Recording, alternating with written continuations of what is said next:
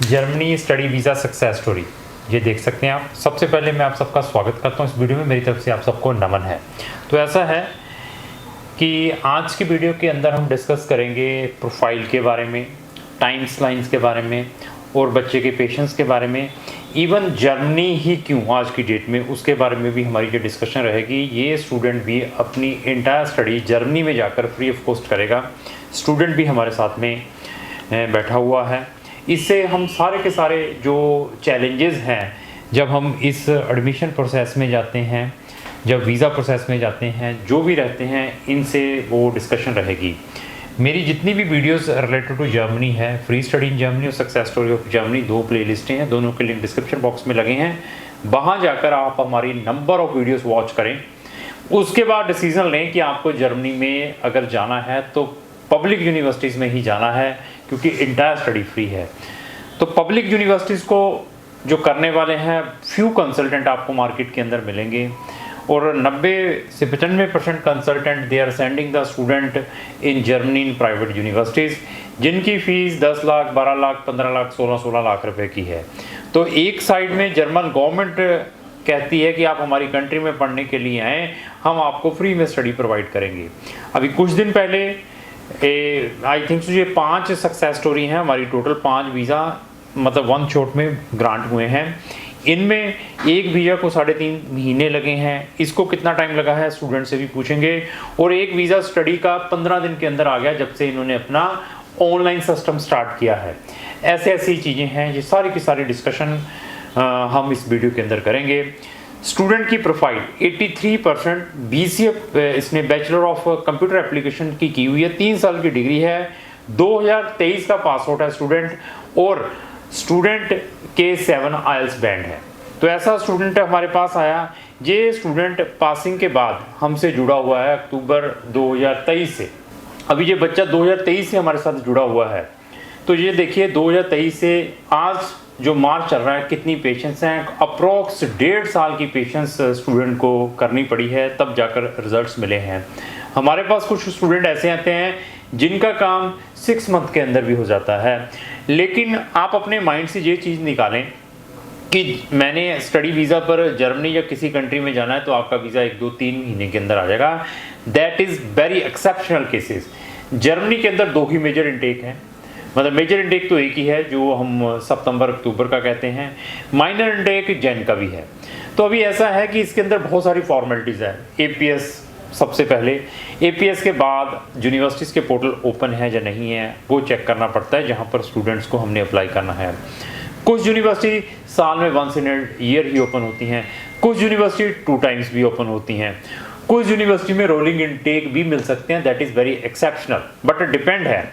तो अभी ये सारी चीज़ों को चेक करना पड़ता है। फिर हमें आपके सारे डॉक्यूमेंटों को यूनिवर्सिटी में BPD और फर्दर फॉरवर्डिंग के लिए भेजना पड़ता है। जब स्टूडेंट अप्लाई करता है उसमें भी उसकी फ़ीस लगती है गवर्नमेंट की 75 euro first application including BPD। जितनी भी सब्सिक्वेंट एप्लीकेशंस पड़ती हैं 35 यूरो बच्चे को उन रिस्पेक्टिव यूनिवर्सिटीज़ की एप्लीकेशन फ़ीसें भी देनी पड़ती हैं, और साथ में पेशेंस भी हैं। अभी हमारे साथ जुड़ने के बाद अभी रिज़ल्ट आया है मार्च में। अभी देखिए कब से जुड़ा हुआ है, अक्टूबर 2023 से। उसके पीछे बहुत सारे रीजंस हैं। रीजंस क्या है, अक्टूबर में आया होगा। अक्टूबर में डालने के बाद फिर हमने इसकी अपना APS करवाया, APS के बाद अप्लाई किया। अप्लाई कितनी यूनिवर्सिटी से किया था पब्लिक में वो भी पूछेंगे।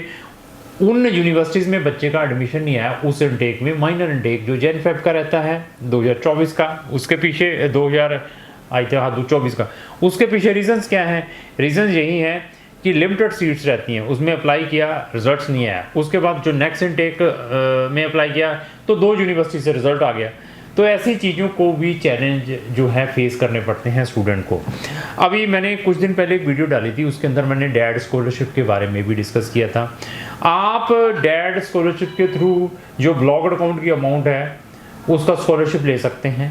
इवन उसके अंदर आपका हेल्थ इंश्योरेंस भी इंक्लूड अगर आपको डैड ग्रांट होता है। डैड लेना कैसे है स्कॉलरशिप, उसके लिए भी बहुत सारी टेक्निकल चीज़ें हैं। वो टेक्निकल चीज़ें भी हम स्टूडेंट के साथ शेयर करते हैं जब स्टूडेंट हमारे पास आता है। स्टडी भी फ्री और साथ में पर मंथ का स्कॉलरशिप भी। ऐसे एडवांटेज भी आप जर्मनी में ले सकते हैं, बट वो नहीं है 50% नंबर है सर।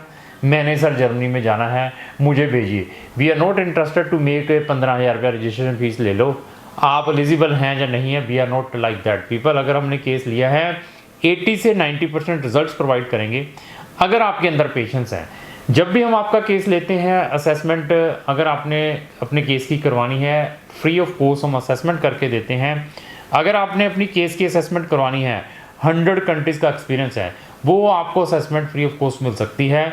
उसके लिए एक हमारा डेडिकेटेड व्हाट्सअप फॉर्म है जिसका लिंक मैंने डिस्क्रिप्शन बॉक्स में लगाया है, उस फॉर्म को भर के भेजते हैं तो मैं आपकी प्रोफाइल को एनालाइज करने के बाद बता सकता हूँ कहाँ पर आपको फ्री, कहाँ पर इकोनॉमिकल, कहाँ पर आप विदाउट शोइंग द फंड्स, कहाँ पर करंट फंड एक्सेप्टेबल है और कहाँ पर आप स्पाउस और डिपेंडेंट बच्चों के साथ जा सकते हैं, कहाँ पर आप अच्छी अर्निंग भी कर सकते हैं। ये सारे के सारे ऑप्शन आपको इन ए फ्यू मिनट्स में मिल सकते हैं अगर आप अपनी कोई असेसमेंट भी करवाना चाहते हैं। तो अभी बच्चे का वीज़ा भी ग्रांट हो चुका है, जाएगा फ्री में पढ़ने के लिए भी जाएगा। अभी बच्चे से भी डिस्कस करेंगे। सबसे पहले मैडम मैं आपका स्वागत करता हूँ इस वीडियो में, मेरी तरफ से आपको नमन है, नमस्कार है। नमस्ते सर। तो मैं ये पूछना चाहता हूँ हमसे जुड़े हुए कितना टाइम हो चुका है? सर हम अक्टूबर 2023 में जुड़े थे आपके अच्छा, साथ। 2023 से जुड़े हुए अक्टूबर के। तो आने के बाद फिर हमने क्या प्रोसेस स्टार्ट किया था जब आप हमारे पास आए थे? क्या आपने जर्मनी ही जाना था, इसके अलावा कुछ कंट्रीज आपको नहीं, मैंने जर्मनी ही चूज़ किया क्योंकि वहाँ पर फ्री स्टडी है और फिर हमने जब आपसे रजिस्टर हुए उसके बाद हमने एपीएस के लिए अप्लाई किया। बट आपके रिलेटिव आई थिंक सो मामा जी फॉरेन में ही है जर्मनी में, आई थिंक सो। तो वो कौन से वीजा पर गए थे जर्मनी में? वो भी स्टूडेंट वीजा। वो प्राइवेट यूनिवर्सिटी में गए थे, पब्लिक में? वो प्राइवेट में गए थे। तो वो प्राइवेट में क्यों गए थे? उसके पीछे रीजन क्या रहा? क्योंकि हमें तब नॉलेज नहीं थी कि पब्लिक यूनिवर्सिटीज होती हैं। तो आपके मामा जी ने भी बताया कि वहाँ पर स्टडी फ्री है कुछ, जब अभी हमसे डिस्कशन होती होगी? हाँ जी सर, उन्होंने। तो हमारे बारे में कहाँ से पता चला था आपको? हमने यूट्यूब वीडियोस आपकी देखी थी। तो यूट्यूब में तो बहुत सारे कंसल्टेंट वीडियोस बनाते हैं, बट नहीं सर, आपकी सक्सेस स्टोरीज थी और आपके जो प्लेलिस्ट थे जैसे कि मतलब इंफॉर्मेशन के बारे। तो आपने कभी किसी और कंसल्टेंट का ओपिनियन लिया? नहीं सर, कभी नहीं किसी नहीं, मेरे केस में तो बिल्कुल भी नहीं। ठीक है, तो आप आए, आपके केस को हमने किस वे से प्रोसेस किया? कोई एपीएस भी हुआ था आपका? हाँ जी सर। एपीएस में कितना टाइम लगा था? कुछ में 1.5 मंथ। उसके बाद हमने आपके एडमिशंस को अप्लाई किया था? हाँ जी सर। कितनी यूनिवर्सिटीज में अप्लाई किया था? सितंबर 2024 के लिए तो 10-11 यूनिवर्सिटीज में किया था, लेकिन क्या रिजल्ट्स रहे? 2 के एडमिशन टेस्ट थे जो क्लियर नहीं हो पाए थे। ठीक है, बाकियों के जो हमने 9 यूनिवर्सिटीज में अप्लाई किया था, हाँ जी सर, उनमें से सबकी एप्लीकेशन फीस थी, कुछ में नहीं भी थी? 4 की थी, बाकियों की नहीं थी। देखिए, इनकी एप्लीकेशन फीस भी हमने सेव करवाई है क्योंकि कुछ यूनिवर्सिटी में डायरेक्ट अप्लाई करना पड़ता है, कुछ में जूनियर असिस्ट के थ्रू, जूनियर असिस्ट कौन को एक्सेप्ट करती हैं। अगर जूनियर असिस्ट के थ्रू जाते हैं तो उसकी एप्लीकेशन फीस भी है, और जहाँ पर डायरेक्ट आया था वहाँ पे एप्लीकेशन फीस भी नहीं है, उनको भी हम सेव लेकर चलते हैं। तो आपने जो आपकी एप्लीकेशन फीस थी, आपको मालूम है कितनी लगती है जब हम जूनियर असिस्ट के थ्रू केस प्रोसेस करते हैं? फर्स्ट केस के लिए 75 यूरोस और बाकी सब्सिक्वेंट के लिए 30। अच्छा, जब रिजल्ट्स नहीं आए, आपके नेगेटिव आ गए, तो उसके बाद आपकी क्या सिचुएशंस थी? मतलब आप नेगेटिव हुए थे या आप कहा था नहीं मैं ट्राई करूंगी? सर थोड़ी देर के लिए नेगेटिव हुई थे, लेकिन फिर हमने सोचा चलो एक बार फिर ट्राई करते हैं। तो आपको हमने कहा अगर ट्राई ना करते नुकसान किसका होता? मेरा ही नुकसान होता है। तो ये दिस इज वेरी इंपॉर्टेंट। अभी मैं देखिए, अगर ये केस नहीं होने वाला होता हमसे, मैंने इनको कहना मैडम इसको क्लोज कर दें, आपका एडमिशन नहीं आ पाएगा। हमें मालूम है हमने 70% 65% वालों का भी एडमिशन करवाया है जर्मनी की पब्लिक यूनिवर्सिटीज़ में। अभी इसके तो 85% नंबर है, 83% नंबर है, 7 बैंड है, और वी नो कि इसका भी होगा, बट समझ आनी चाहिए। अभी आप हमसे 1.5 साल चले हुए हो चुका है, तो कभी हमने पैसे को तवज्जो किया कि पहले पैसा रखो मैडम, हम सब अप्लाई करेंगे, 9 यूनिवर्सिटीज में रिजेक्शन आ गई है, नहीं अभी दोबारा हमें दो, हम तो थक गए अप्लाई कर करके। कितने पैसे एडवांस में लिए थे उस टाइम? कोई भी नहीं एडवांस में कुछ तो लिया होगा जब आपने स्टार्ट किया होगा केस? रजिस्ट्रेशन के लिए 15,000 बस। 15,000 रुपया लिया था। अभी 15,000 अक्टूबर 2023 में दिया होगा आपने। उसके बाद 9 यूनिवर्सिटीज में अप्लाई किया। 9 यूनिवर्सिटीज में अप्लाई करने के बाद एडमिशन नहीं हो पाया, जैसे इन्होंने अगस्त 2024 के इनटेक के लिए बताया, अगस्त और सितंबर। फिर हमने इनका जैन इनटेक के लिए स्टार्ट किया, जैन फेब के इनटेक के लिए। उसमें कितनी यूनिवर्सिटीज में अप्लाई किया था? उसमें भी 8-9 में किया था। तो उस टाइम हमने अपनी फीस फिर मांगी थी, रजिस्ट्रेशन फीस दो? नहीं सर, हमने कोई पैसा नहीं मांगा। 1.5 साल हमसे चले हो गया, तो एडमिशन के बाद कोई पैसा लिया होगा हमने? 15,000। देखिए, ये ख्याल रखना है। अभी मार्केट के अंदर क्या चल रहा है, पब्लिक यूनिवर्सिटीज़ के नाम पर भी सर आप हमें 50,000 रुपये जमा कराएं पहले, मतलब पब्लिक यूनिवर्सिटीज़ में पहले तो काम करने वाले होंगे नहीं, जो होंगे वो कहेंगे 50,000 रुपये जमा करवाएं, फिर वो कहेंगे एडमिशन के बाद कहेंगे कि मुझे 50,000 रुपये लाख रुपया दे दें, हमारा काम यहाँ तक है। आपको visa they are not bothered, visa आ गया ठीक है, नहीं तो उनके पास आपका लाख 1.5 लाख रुपया चला गया just in the name of admission. इसको माइंड में रखना है, मैं स्पेशली आपको बता रहा हूँ। वीज़ा आने के बाद में अपने जो मैक्सिमम चार्ज देने की कोशिश करें, चाहे वो जर्मनी है चाहे व्हाट्सएवर कंट्री है। और बहुत सारे कंसल्टेंट इटली फ्री स्टडी के नाम पर 90 हज़ार, लाख 1.5 लाख रुपए ले लेते हैं। आपके हम स्कॉलरशिप के डॉक्यूमेंट प्रिपेयर कर दिए है, आपकी मैंने वीज़ा फाइल प्रिपेयर कर दिया है, आपका मैंने पब्लिक यूनिवर्सिटी से एडमिशन करा दिया है। जस्ट जो काम हमने 15,000 रुपये में करके देना है आपका। हम भी फीस लेते हैं, ये नहीं है कि मैं फीस नहीं लेता, बट हमारी फीस कब है? After visa. ये देखिए कि आफ्टर वीज़ा फीस है, जब वीज़ा आएगा। अगर वीज़ा नहीं आता तो I will not ask any money. 9 universities का पहले अप्लाई किया, 15,000 ही लिया था। उसके बाद भी हमारे साथ चली रही, तब तक हमने कोई पैसे नहीं लिए जब तक एडमिशन नहीं आया। एडमिशन के बाद कितने लिए? 15,000। और बाकी फीस जब वीज़ा बच्चे का ग्रांट हुआ है। इन चीज़ों को ख्याल रखना है। हमारे पास कुछ ऐसी भी कंट्रीज़ हैं जिनमें हम एडमिशन के बाद भी फीस नहीं लेते, वो भी ऑप्शंस हम आपको प्रोवाइड कर सकते हैं कि आपने सिर्फ 15,000 देना, बाकी जब वीज़ा आएगा उस टाइम देना है। लेकिन जो 15,000 हमारा है दैट इज़ नॉन रिफंडेबल, ये जरूर ख्याल रखना है। यही बताया था जो 15,000 लिया था। Yes sir. अभी आते हैं ट्रांसपेरेंसी के ऊपर, आप माहौल के ऊपर, ऑफिस का एटमॉस्फेयर के ऊपर। सबसे पहले ये बहुत ख्याल रखना है, क्या कंपनी के मालिक की एक्सेसिबिलिटी ईजी है या नहीं है। क्या आप कंपनी के मालिक के साथ इमीडिएटली फ़ोन पे डिस्कस कर सकते हैं?